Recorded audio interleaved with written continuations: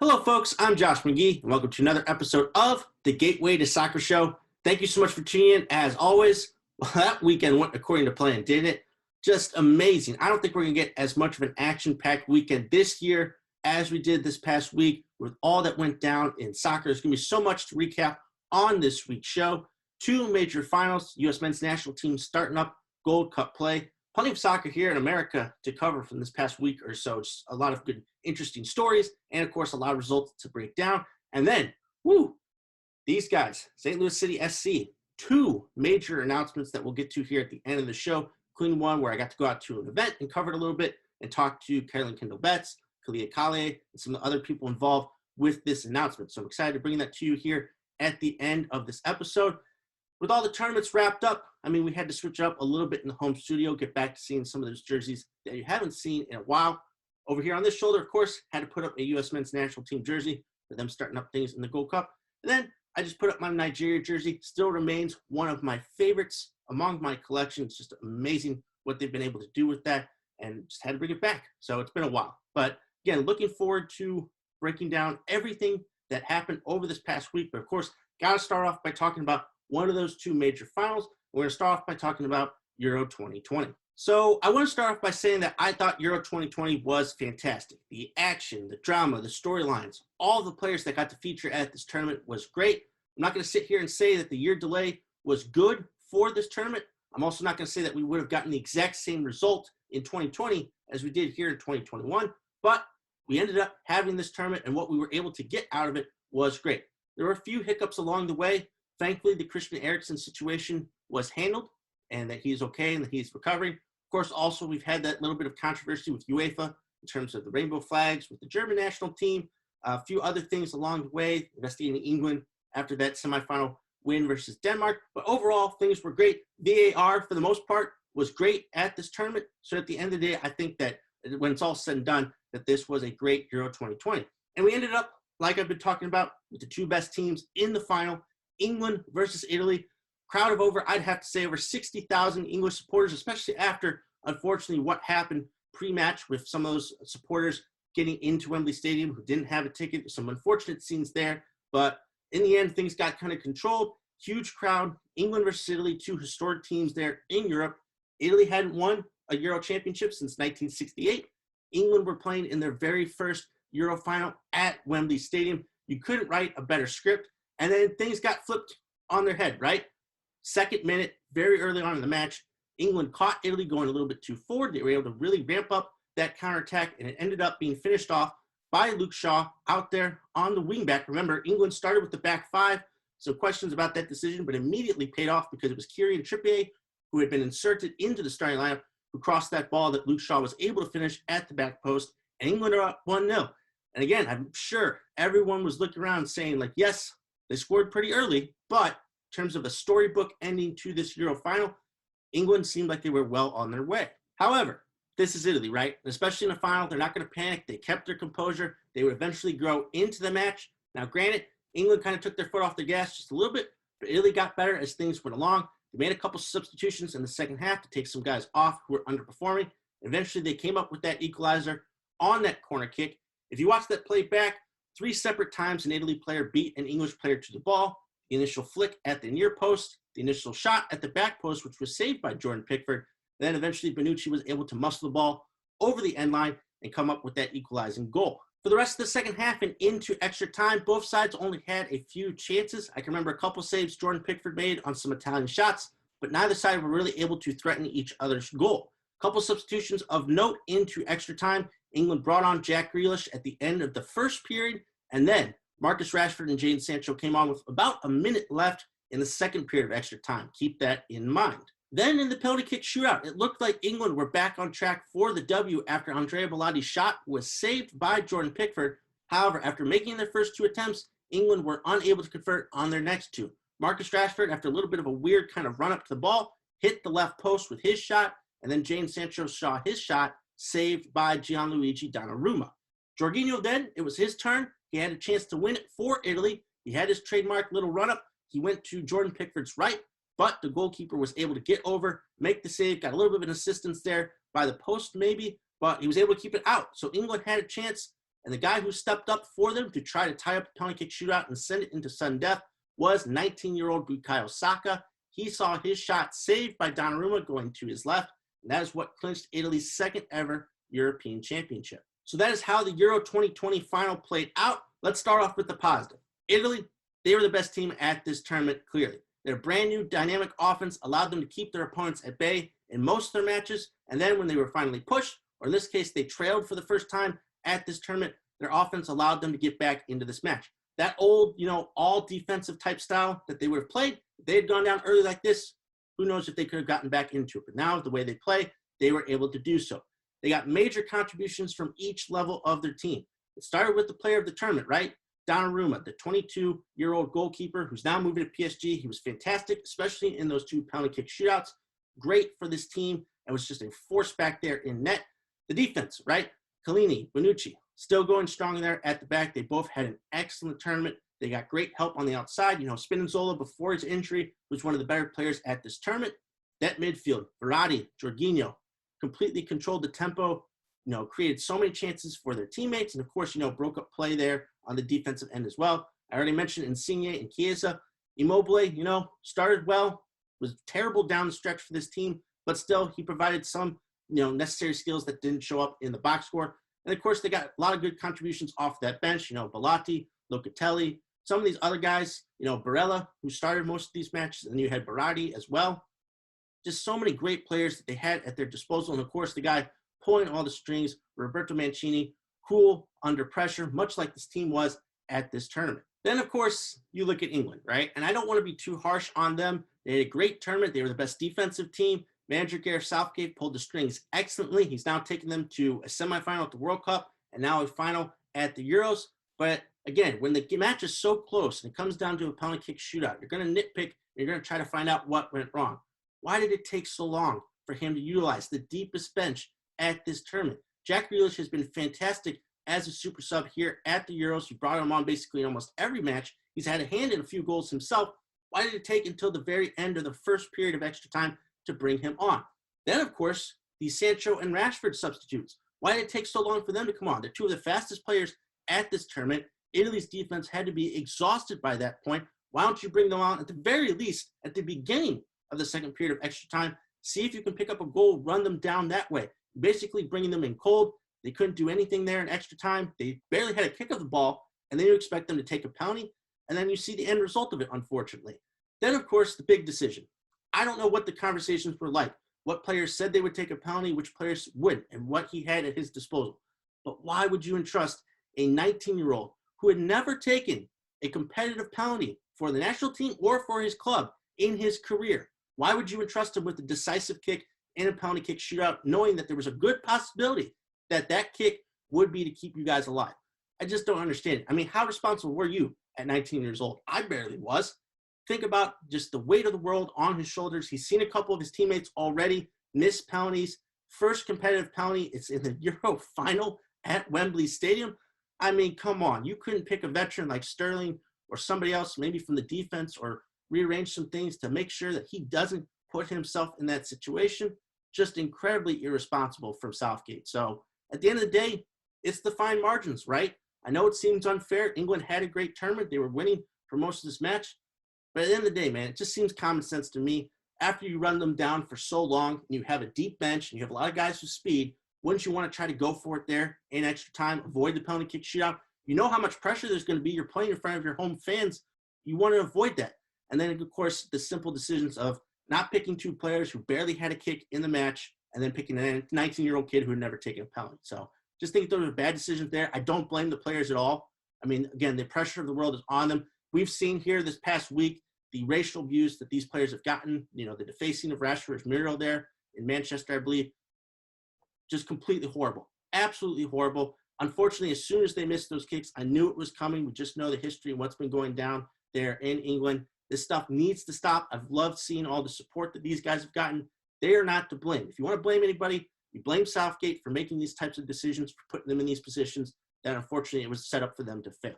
So again, England, it's just tough to see because they had a great tournament, but these just small decisions ended up what costed them here in the Euro 2020 final. I will say this, however, England's transformation is only lacking that signature win. They've made it to the semifinal of the World Cup. Now they've made it to the Euro final. They're on the cusp of finally getting that big win for their country. They got a great group of young players who are only going to get better. So their time is coming. I definitely think that win is on the horizon. But at the end of the day, on the other side, Italy's renaissance, it may have taken a few years, but much like that time period, they turned that team into a masterpiece, and the final product was them being crowned champions of Europe. So that's just my 2 cents on what went down at the Euro 2020 final. Now I want to focus in on the match that happened the night before in Brazil.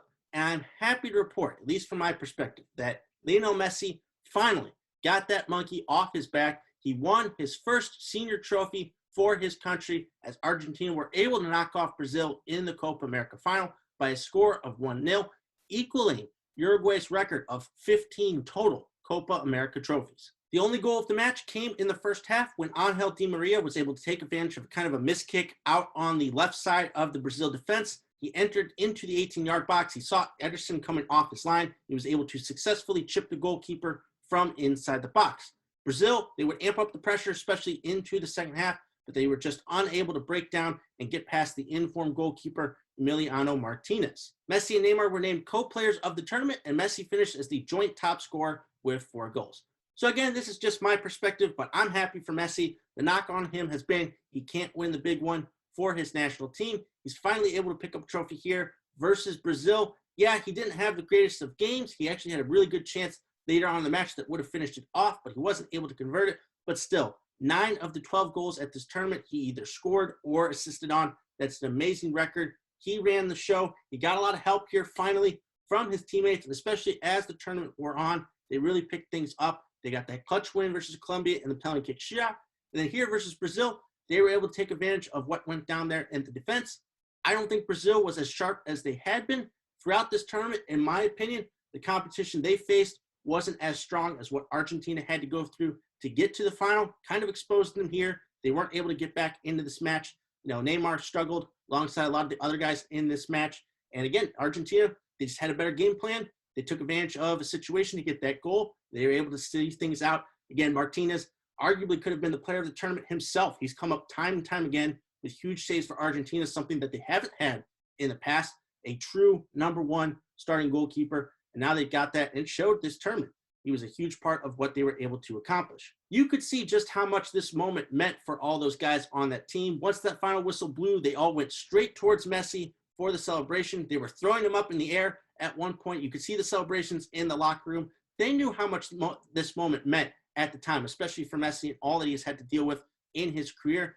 Going forward, we'll just have to see if Argentina can kind of replicate this formula. I got to think they're going to qualify for next year's World Cup, and we'll see if they are able to bring this group, along with Messi, maybe 1 or 2 other different players, to Qatar and see what they can do at the World Cup. But still, this is a huge moment for him to finally get that big trophy, tie an important record there with Uruguay with 15 total Copa America titles, and they do it over Brazil. That's a bigger thing as well. He did it against his buddy there in Neymar, but at the end of the day, this is all about Lionel Messi finally winning that first trophy, leading Argentina to the promised land, and coming up with that big Copa America win. Well, now that those 2 tournaments are finished, we can now zoom in on what our own national teams are doing. We're still a week or so away from the U.S. women's national team starting up at the Olympics, but the U.S. men's national team are off to a good start at the Gold Cup. They played Haiti in their first match of group play this past Sunday, and they were able to successfully beat them by a score of 1-0. Sam Vines got his first goal for the national team on a really nice header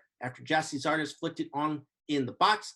Outside of a Nicholas Gioacchini strike that hit the post, the U.S. didn't create too many other chances, but they were able to hold on. The defense held firm, and they kept hold of the clean sheet. As for the lineup, you had Matt Turner start in net, starting goalkeeper for the New England Revolution. And in front of him, you had the center back duo of Walker Zimmerman and Miles Robinson. I really like that pair. Reggie Cannon was held out because of a little bit of an injury, so Shaquille Moore stepped in at right back and had an excellent match. In the midfield, you had guys like Jackson Yule and Kellen Acosta. Then up top, you had Jonathan Lewis on one wing, Paul Arriola on the other, and then, of course, Zardes starting up top. Daryl Dike came on as a substitute. Really like to see him get a lot of opportunities here at this tournament. Of course, Zardes was excellent there, providing the assist on the goal. It was really cool to see Gioacchini come in and kind of change things up a little bit up top there for the U.S., but they just got to find a way to get their most creative players on the field. I'm not sure if Lewis and Arriola are the guys to be out there on the wings to get the best out of the offense. But we'll see going forward. You know, it was all about, you know, getting your feet under you at this tournament, starting things off right, starting off with the win, because as we've seen from this past week, and I'll get into it here just a little bit, that's not guaranteed at the Gold Cup. The U.S. picked up an important 3 points. They move forward. I know they play Thursday night against Martinique. It's going to be a little too late to get into this taping, so I'll kind of recap that match. Of course, their final group stage match, which is against Canada on Sunday on next week's show. So again, good start by the U.S. I'm confident they're going to find a way to finish at the top of this group and move on to the next stage of the Gold Cup. As for other results at the Gold Cup so far, most of your top contenders have started off with wins, talking about the likes of Costa Rica and Honduras. El Salvador have gotten off to a really good start. They've won their first 2 matches versus Guatemala and Trinidad and Tobago, and they now have an outside chance of winning their group. That is because Mexico opened up with a surprising 0-0 draw versus Trinidad and Tobago. You had that injury also to Chucky Lozano. It kind of cast doubt in terms of what their offense is going to look like going forward. They did bounce back with a 3-0 win versus Guatemala in midweek, but still, outside chance that Mexico may not finish at the top of the group, which kind of course, you know, sets the tournament not so much back, but in terms of the format and what the matchups could be, really turns it on its head. Going forward, in terms of this weekend, really looking forward to the likes of Panama versus Honduras. You had Panama participate in that crazy 3-3 draw versus Qatar in their opening match there of group play. That was a very exciting match. So we'll see how they follow that up versus a tough team in Honduras. And then, of course, like I said, El Salvador has a chance to top their group as they take on Mexico. They're just going to need a draw in that match in order to clinch that spot. But of course, we know about the firepower that Mexico has and their capabilities. So that should be a really entertaining match over the weekend. But a good start so far to the Gold Cup. And of course, it's important that the U.S. continue their fine form. They continue to grow into these matches and hit the ground running once we get to the knockout stage. Now, while the Gold Cup is going on here in America, and of course the U.S. women's national team are flying to Tokyo for the Olympics, the other leagues here in this country are still going on. So let's talk a little bit about what's happened here over the past week with them. Starting off with MLS. Like I talked about in last week's episode, there was only one match this weekend, but man, it was a fantastic one. That, of course, is the Hell is Real derby between FC Cincinnati and Columbus Crew.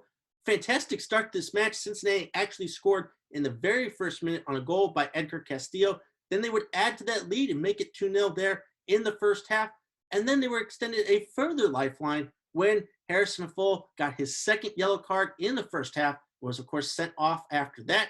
So Cincinnati, they had a 2-0 lead. They were up a man, but things started to go south. It started with Lucas Celerayán with an absolute thunderbolt of a shot just before halftime for Columbus to make it 2-1. Then eventually Columbus, you know, they kind of stabilized. They were able to grow into the match. They kind of fixed things at halftime and adjusted to being down a man. And then they got a goal in the 77th minute by Miguel Berry to tie up the match. And that's how things finished up, a 2-2 draw.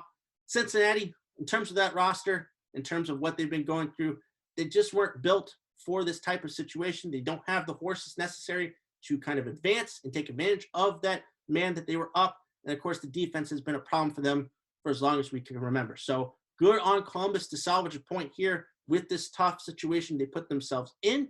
Obviously, I'm sure they want to be beating Cincinnati and taking those full 3 points.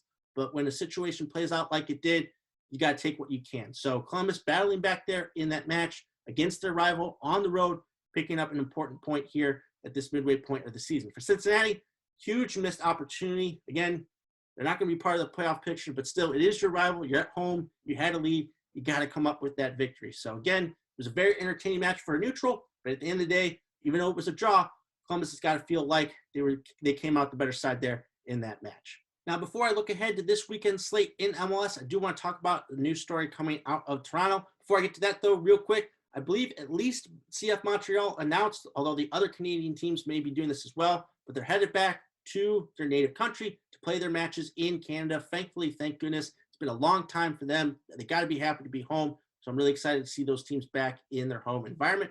But to the story I wanted to talk about from Toronto, that would be striker Jozy Altidore returning to training with the first team after being 7 weeks away in isolation after a little bit of a rift with former manager Chris Armstrong. He'd kind of been banished from training with the first team for those 7 weeks. But now he is back and is going to be playing, I believe, this weekend in their next upcoming match.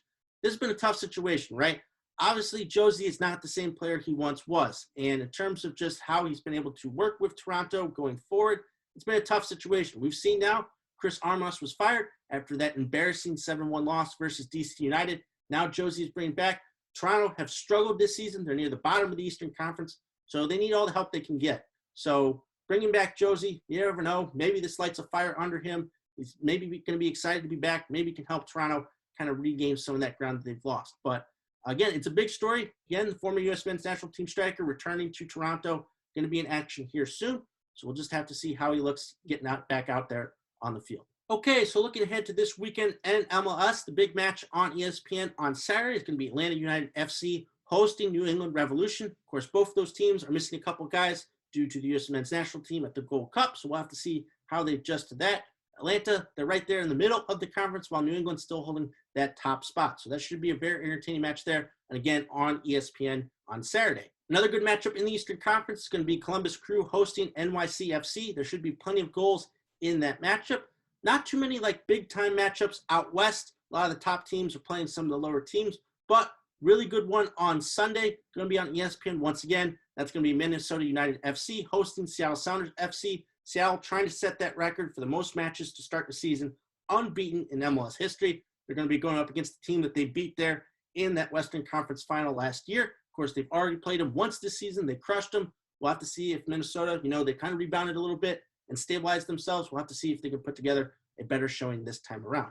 But still, lots of good matchups abound here in MLS. We're going to have another slate of midweek fixtures next week that I'll cover on next week's episode. So again, good times with this league as they continue on while the other guys are with the Gold Cup. Still a lot of great action going on with MLS. Next up, let's talk about the NWSL. But before I get to the action out on the pitch, I do want to talk about a couple of different news stories. First one concerning the New Zealand national team at the Olympics. New Zealand internationals Ali Riley and Abby Erceg have been blocked by their respective NWSL clubs from joining up with New Zealand ahead of the Olympics. They'll be playing this weekend. Some other players from other countries have already been released by their NWSL clubs to join up with their national teams. Again, keep in mind, New Zealand in the same group as the U.S. women's national team. So unfortunately, it seems like there's a little bit of gamesmanship here. New Zealand's not even expected to contend in this group with the U.S. So I don't know why they're doing this. Again, some of those other clubs have already released players for the Olympics. So it's a very strange decision and a very unfortunate one. In terms of just the relationship the NWSL wants to have with these international teams, you don't want to get off on the wrong foot with someone like this. So it's just an unfortunate situation that these two players have been blocked by their respective clubs.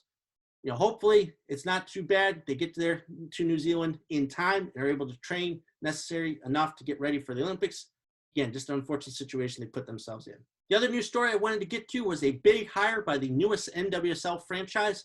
Former Manchester United women's manager Casey Stoney has been appointed the manager of the brand new San Diego NWSL franchise, which is set to begin play in 2022. Stoney led Manchester United to back-to-back fourth-place finishes in the FA Women's Super League after they won the title overall during the 2018-2019 season. This is a tremendous hire by San Diego. This has been rumored for a while after Stoney left her position at Manchester United. Now she brings her talent and her managerial experience over to the NWSL. She's going to lead that San Diego franchise. Of course, you got Jill Ellis there in that front office role. What a collaboration that is. Very exciting times right now with that San Diego NWSL franchise. Can't wait to see what they get to do here after this season with the expansion draft and everything that goes along with that. But still, some great hires. They've knocked it out of the park so far. And yeah, looking forward to what Stoney can bring here to this league. As far as the action out on the pitch from this past weekend in the NWSL, the Orlando Pride needed a 94th minute equalizer from Sydney Leroux in order to draw 1-1 with Racing Louisville FC. Then you had a very impressive upset by the Washington Spirit. They got 2 goals by Ashley Hatch in order to beat the North Carolina Courage by a score of 2-0. Portland Thorns FC and New Jersey New York Gotham FC played to a 0-0 draw, while Chicago Red Stars and OL Reign were able to pick up wins. So again, very impressive performance, especially by the Spirit. Again, I know the Courage, they're not at full strength at this moment, but still very good win by them. They seem to be picking up steam here in the middle parts of this season. Again, clutch draw there by Orlando to be able to pick up a point versus Louisville. They need that as they try to continue to stay at the top of the table. Again, good to see, teams like Chicago, like the Reign, find a way to pick up some victories. I know the Reign, I believe they had a red card in that match. Their goalkeeper, Sarah Buhati, but they were still able to find a way to beat Kansas City. So again, some important results as teams try to fight their way up towards the top part of the table. while those teams try to maintain their stance here as we have a little bit of change and a little bit of chaos with the Olympics coming up here, coinciding with the NWSL. As far as matches this weekend are concerned, you've got the NC Courage taking on the Houston Dash tomorrow. Should be a very entertaining offensive matchup there, despite the players that are missing. And then you've got 3 matches on Sunday, highlighted by Portland versus Orlando, top of the table clash there. Again, it's important to find a way right now without some of those players to pick up these points, especially if you're fighting a team close to you in the standings. So again, the action continues, even with those players missing. And again, there's been a lot of good entertaining matchups here in the NWSL. Looking forward to those ones here as we head into the weekend. Okay, now let's move into the USL Championship, but unfortunately, I got to start on a little bit of a downer, and it has to deal with Oakland Roots SC, who saw their upcoming matches versus Phoenix Rising FC and the Tacoma Defiance postponed this week due to a couple of personnel on the team testing positive for COVID-19. It's been a real tough season for Oakland, right? Started with firing their head coach before the season started. Then they had the incident with the field not being ready for one of their matches. And now this, just extremely tough. Just again, kind of shows the importance of getting vaccinated so that we can avoid these types of situations. You don't know what's going on there behind the club, but still, it's a real tough situation for BM. It puts themselves back, a couple of matches. They've been at the bottom of their division here for a little while. So again, you just got to feel for those guys right now with what they're going through. Hopefully they get it under control and they get back on the field here as soon as possible. As far as results from this past weekend are concerned, despite getting goals from Kyle Gregg and Cameron Lancaster, Louisville City FC lost to FC Tulsa by a score of 3-2. The Charlotte Independents were able to hold Phoenix Rising FC to a 1-1 draw. I talked a little last week about that being an intriguing matchup, something that you don't usually get to see. And Charlotte were able to take advantage there and pick up a crucial point.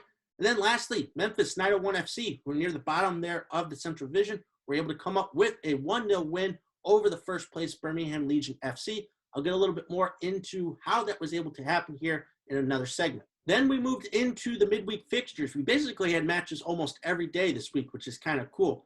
But one of note especially was Hartford Athletic beating the Tampa Bay Rowdies by a score of 1-0. The Rowdies have lost 4 of their past 7 matches after getting out to that undefeated start to the season. Things have been tough right now for them. I think in all of these losses, they've either scored 1 goal or they've scored none.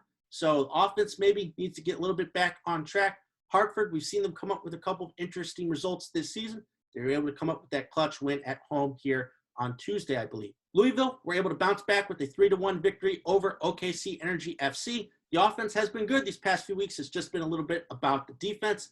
Then we saw out west, San Diego Loyal pick up a huge 2-1 win over Orange County SC. Looking ahead to this weekend, if you're looking for easy access to a USL Championship match, Colorado Springs Switchbacks FC will be hosting San Antonio FC on ESPN2. Again, very exciting for a nationally televised USL Championship match there. Again, I really like watching San Antonio FC. That's a really fun offense to watch.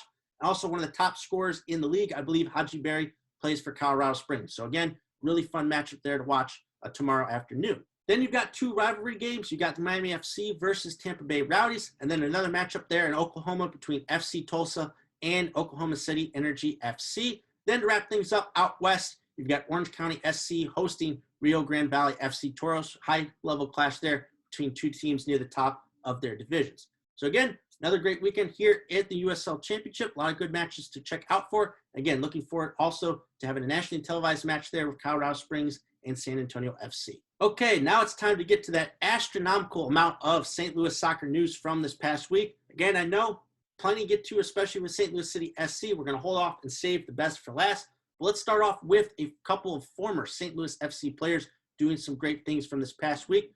First off, Houston Dynamo FC loaned out goalkeeper Kyle Morton to Memphis 901 FC. Kyle made his first start for Memphis this past weekend, and he was the guy who helped keep that clean sheet in their 1-0 victory versus Birmingham. Excellent start there for Kyle. He just didn't get many opportunities with Houston. Now he's going to get some experience, some playing time. Immediately helped out there with Memphis coming up with that huge clean sheet there versus Birmingham. So again, excellent start for Kyle here on this loan. Of course, he's taking over for John Berner, who got unfortunately injured there with Memphis. Another long-term injury for him. Again, wishing him the best in his recovery. But Kyle steps in. Really fun dynamic there. A couple of former St. Louis FC goalkeepers. And yeah, he was able to help Memphis out there with that win. Elsewhere, Joaquin Rivas, currently participating with El Salvador at the Gold Cup. He scored the decisive goal there in stoppage time in their opening win. I believe that was versus Guatemala. again, congrats to Joaquin. He's been doing great things at Tulsa and great things for El Salvador here, getting to come up with a goal at the Gold Cup, man. It's one of the biggest stages that you can get here in CONCACAF. So again, congrats to Joaquin.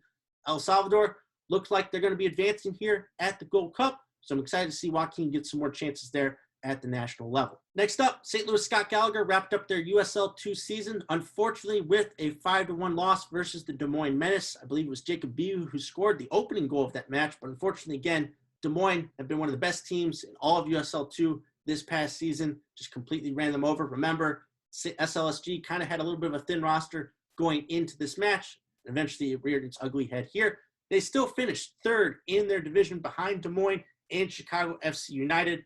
We're clearly, one of the top teams in that division. I think it was a great first season there for SLSG in terms of getting these players experience, in terms of developing them, getting them ready for their college seasons. They seem to be able to accomplish those goals. Again, great start for them. Coach Steve Trishu and all the people there at SLSG. I believe the women's team has qualified for the playoffs there in the UWS. So again, looking forward to seeing if they can go on a little bit of a run. But still, no, they didn't qualify here for the playoffs, but I still believe it was an excellent first season in USL 2 for St. Louis Scott Gallagher. Moving right along to two other local area teams who have wrapped up or who are about to wrap up their seasons this summer. Let's start with Fire and Ice, who had a bit of a mixed bag of results this past weekend. Let's focus in on the good to start. It started with a dramatic 1-0 win versus Cincinnati Sirens FC, with Sarah Foley scoring on the very last kick of the game. It was an important match. It helped Fire and Ice leap Cincinnati in the standings as they were making a late push for first place in their conference here at the end of the season. After the match, I caught up with head coach Lindsay Evertsmeyer about how they were able to finally break through and pick up the 3 points. I also asked her about an important moment at halftime when they honored their captain, Lauren Kempfe, with a just kind of a little bit of a tribute for her 5 years of service to the club and what that moment kind of meant for her. In the first half, I feel like it took us a little bit to warm up to the game, and then when we finally came out and figured some things out about how their team played in the second half, I think we played a little bit better. We adjusted some positioning with some of our players on the field, and then things have started to kind of fall our way. The last 15-20 minutes of the game, we started to press more and get more opportunities, and then, that last 10 seconds of the game and we finally finished it out, that was it was awesome. This is like a crazy year for all teams, and I think this was a year for us to just make sure that the girls were able to play. That's the biggest thing. So I think it's already a successful season because we got to, get the girls out on the field and playing together again. So I think that's just something to reward the girls, just for their commitment to our team, because 5 years, that's more than high school. It's more than, college. Some of them, it's more than club even. So I think it's just a fun opportunity. The girls love their blankets. They love getting their collages. They love the cups that come with it, and I think they look forward to it. And I have people that are like, I can't play this year, but I'm coming back for my 5th year because I want my stuff. So it's just a way to get them to keep coming back and reward them. The following day, Fire and Ice had an opportunity to jump another team in the standings, but unfortunately came up a little bit short versus Lady Victory FC, who were able to come away with the 4-2 victory. Fire and Ice, they have one more match this weekend. They're on the road versus Cincinnati. They're trying to finish in the top part of the conference. I think it's been a very good season for Fire and Ice. They've stayed near the top here for basically the entire time. They've picked up a lot of impressive victories along the way. And still, again, it's just all about the development, getting these players some minutes here during the summer. So again, very successful season for Fire and Ice. They're about to conclude here this upcoming weekend, but still, it's been fun to watch them, see them develop, and again, hoping for better things for all of them in the future. On the flip side, the St. Louis Lions wrapped up their season this past weekend with a tough 5-0 loss versus Lady Victory FC, who I stated are at the top of the conference. Again, it's been really tough for them this season. The Lions finished losing all 10 of their matches. It's been really tough. We talked a little bit about the inexperience of this team, just in terms of the situation, the conditions of what has been going on this past year. It's just been real tough. I talked a little bit to head coach Jeff Lorimer after the match about this season, what they were able to learn from it, and how they can continue to improve here in the future. Over the course of the game, I thought we started to kind of figure things out. Anytime you play a team for the second time, you learn. And I thought we learned from their strengths, and we were able to combat that for a while. It was tough. I only had 2 subs today, so you're playing in the heat, and you start to kind of wear away. But I thought overall we fought better. As I told even these girls, we're going to watch them during their college seasons, and I usually try to get out to some games over the course of the year. Of course, with the games being in the spring is a little different, so I didn't really get out to kind of pick players, if you will. And not that that's the main thing, but I think, if we play a certain style, we play a certain formation, we want to make sure that we're bringing players in that are going to fit that. And I think that we were a little bit behind, this year, trying to, again, teach the girls, technically, but also tactically, it became a little tough. So just getting out to find those players. Got some late sponsors actually this year for the women's side, which was good. So it's going to be all hands on deck to first kind of secure some sponsors, get the finances in order. Of course, on the men's side, it's a little bit more pricey with travel and such. But there's things on the women's side that we had to cut back, and we like to try and make it as good as an environment for the players as well. So we want to try to be able to add those things in. So first and foremost, it's going to be, getting out there and speaking to those sponsors and getting them in and getting them on board for next year. So I just want to say I appreciate the hospitality that both of these clubs have shown me this past season. Hopefully things begin to normalize, and next year we can have a fully fledged, WPSL season with no restrictions, regular scheduling, all that jazz. And hopefully both these clubs will be up for it and be ready to compete. And hoping that both of these teams find some success down the road. Okay, now it's time to dig into all of this news from St. Louis City SC from the past week. There's so much to get to, all of it being positive. But let's start with the unofficial news first. And that would be from a report by multiple journalists from The Athletic this week that states that former Louisville City FC manager John Hackworth has agreed to join St. Louis City SC in a technical role. The article states that Hackworth will work directly with the first team and the academy team, working side by side with sporting director Lutz Van den Schiel. Obviously, Hackworth's got a ton of coaching experience. He was very successful during his tenure with Louisville, but he's got past experience working with the U.S. Youth National Team at the under-17 level. Also previously worked kind of in academy or like a developmental role with the Philadelphia Union. This is big news, right? Louisville's loss is St. Louis City SC's gain. We still don't know about what went down between Hackworth and Louisville, but we know it wasn't over results, right? He was incredibly successful during his time there with the club, winning multiple championships. Of course, his experience dating back to the U.S. under-17s to Philadelphia. It's going to be tremendously utilized in this role, working side by side with Lutz. Again, I know the speculation will be, is he going to coach in some capacity? Is he being brought in early in this role and eventually will be named the head coach? I don't think you have someone like Lutz as your sporting director to bring in someone like Hackworth. I think he's going to do great if he's given this technical role to help out with all the teams, the first team, the academy teams, etc. I think he can bring a vast amount of experience to that side of things, to that side of operations, and can be a huge help without having to be some type of a head coach. Maybe he'll get involved in some capacity coaching-wise down the road, but for right now, I think he can be a big help on the technical side of things and on the operations side of things. But still, this is a big name in terms of the success and experience he's already had, but it's really cool to see him, Hackworth, coming here to St. Louis. Again, the irony of it, all those years of battling it out with St. Louis FC, and now we'll be helping out our local MLS team. So still, it's not been made official yet, but based off of reports, John Hackworth coming to St. Louis City SC is a huge deal. As far as official news from the club from this past week, they made two major announcements. The first one being on the sporting side, and thankfully it just snuck into this taping. I hinted at it a little bit on last week's episode, and it went down this week. That would be the announcement of the coaching staff for the academy teams. It's no surprise with his German connections that Lutz Van den Schiel has opted for a German coach, and he has tabbed former Bundesliga player and coach Andreas Schumacher as the head of the under-16 and under-17 academy teams. Schumacher was recently an assistant coach with Stuttgart in the Bundesliga and brings over 10 years of experience with him.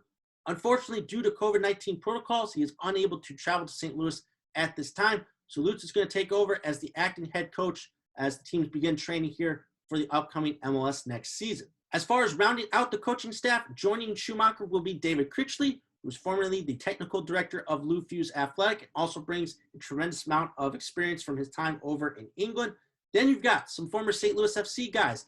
Our good friend, Luis Swisher, will also be a part of the staff as an assistant coach. Couldn't be more happier for Luis from what he's been able to do with the St. Louis FC Academy. Joining him will be Tim Kelly, who, of course, was the goalkeeping coach for St. Louis Scott Gallagher, St. Louis FC Academy, and St. Louis FC. Great to see him make the step up as well. Also joining these guys in an assistant coach role will be Elvir Kevicic, who, of course, had joined initially as a consultant for the club, will now be transitioning over to an assistant coach. And, of course, Charles Rankin, who I believe in his description will be providing some individual type training for these players and helping out with other aspects of these teams. So, again, quite the star-studded lineup, course, Schumacher is the headline hire, bringing someone over with that European experience who's going to really help redefine this academy structure, but joining him up with all the great St. Louis talent that we've already had. It's a great combination. And again, really looking forward to seeing what these guys can do. With Lutz, you knew this was kind of going to be the thing, the direction that the club were going to go in. And again, it's really excited to bring in someone who's going to get his first opportunity to really help, shape an academy team, academy structure, be a head coach. So yeah, someone with that type of fire and that type of interest in this project, it's only going to help. And of course, all of that great St. Louis talent is going to be really fired up to help with their local club. So again, congrats to all these gentlemen on these hires. Looking forward to see what they can do with the academy team here coming up in the next few months. As far as the other major announcement, I was able to attend the club's event on Wednesday, where they announced that Together Credit Union is their newest founding partner. TCU will sponsor the main concourse club inside the brand new soccer stadium, and they will be a part of several community initiatives with the club over the next few months, highlighting financial literacy. They're also the exclusive banking partner of St. Louis City SC. They'll be able to issue club-branded credit cards as well as club-branded gear in terms of plans for new members. This was a really cool event. I had the opportunity to talk to CEO Carolyn Kendall-Betts, VP of Community Relations Kalia Collier, and the COO of Together Credit Union, Tom Kraus, about the day, about the partnership, how it kind of came about, and what they're looking for in terms of this relationship, what they'll want to accomplish. So here's a little bit of what they all had to say. We were just very excited that they were even interested in partnering with us. And so, after some conversations and really brainstorming about ways that we could go ahead and have, do impactful activities around the community, we really just decided that Together Credit Union was a great partner for City SC. Our main concourse club is going to be one of our biggest clubs. And so to be able to have the Together Credit Union club is so important to us.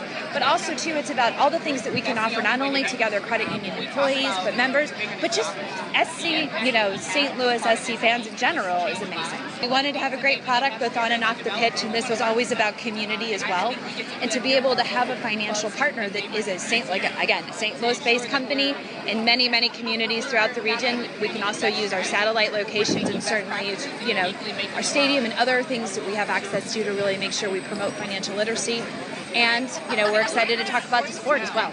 This partnership has been in the works of aligning with an incredible organization that's already been entrenched in the community, that shares our values as we continue to align and build our foundation here. Together Credit Union just made sense. Right now, we're focused on investing in our community. And what that means is starting with our soccer clinics that will begin August 7th and August 21st, hosted at Cardinal Ritter, and being able to actually educate through the power of sport. When we talk about being the best version of ourselves, that's not just what we do on the field. We want to promote wealth and activity and actually being healthy on the field and off the field. And so what that means is making sure financial literacy is a part of that conversation. I think today is just one moment of a celebration of two St. Louis-made organizations. Their commitment to bettering the community of St. Louis is really what attracted us to this partnership.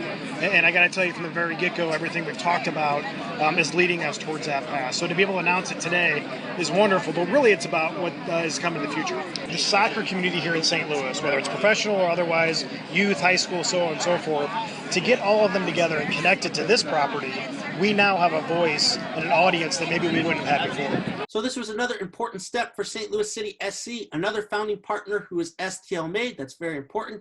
Very exciting news that they kind of got a main sponsorship deal with Together Credit Union. They'll be sponsoring that concourse club. They'll be a part of some of these community initiatives. So again, really cool to see just how St. Louis City SC are building these sponsors in terms of where they want them to work well with, what they bring to the table. Very interesting. Of course, they want to have a spread of all these different types of businesses. Started with Purina. Now we go with Together Credit Union. Can't wait to see what they come up with next. Just been a tremendous week from St. Louis City SC. Just gets you so excited about what's coming here next year in 2022. Of course, when the stadium will be completed. And of course, then down the road, after we get through a year of MLS Next with these academy teams, some other major announcements. We're still waiting on a head coach. Of course, that first player announcement is going to be so exciting. And then, we get to March 2023, and it's going to be very exciting times here in the city. But still excited. We'll have to see about the Hackworth news if that comes about and that gets made official. Again, congrats to all those coaches who are part of the academy team. I think it's a great lineup. And then, excited to bring in another partner to the club who is STL made. Great week for St. Louis City SC. Looking forward to more announcements. So that's going to do it for this episode of the Gateway to Soccer Show. Thank you so much for tuning in. As always, Again, don't forget to like, comment, and subscribe to my YouTube channel. I hope you all found something enjoyable or something interesting from this past episode. Again, thank you to Carolyn Kendall-Betts, Kalia Kale, and Tom Kraus for speaking with me, as well as the coaches of Fire and Ice and for the St. Louis Lions, Lindsay Eversmeyer and Jeff Lorimer. Next week's episode, again, going to be covering the Gambit U.S. men's national team as they progress to the Gold Cup. Another round of fixtures across the leagues here in America. Of course, we'll have to see if anything develops on the St. Louis City SC front, especially with this academy team and these announcements. Already got a couple of ideas in mind for a guest next week. Hopefully I can secure that and bring you guys some more good content. So again, enjoy this upcoming weekend of soccer. I'll be back next week with another brand new episode. Only a few more to go, but still looking forward to finishing out strong and seeing what I can come up with. So again, thank you so much. Have a great weekend.